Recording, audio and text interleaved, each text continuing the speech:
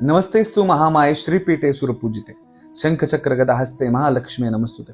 मित्रांनो, या निद्रा काळ संपल्यानंतर माता भगवतीच्या जे नवरात्रात जे व्यक्ती उपवास धरतात त्यांनी त्याग कशाचा करायचा, त्याच्यामधलाच एक त्याग जो असतो तो पलंगाचा त्याग करायचा असतो।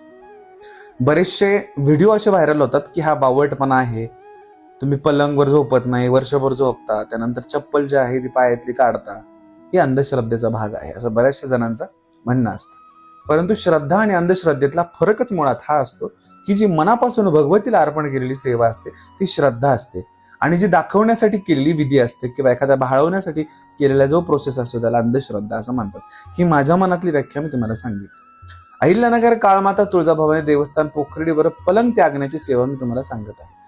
नवरात्रात जे 9 दिवस व्रत करतात त्यांनी देवी जेव्हा आसनावरती बसलेली आहे किंवा घट घरात बसलेले आहे तर पलंगाचा त्याग मात्र अवश्य करायचा।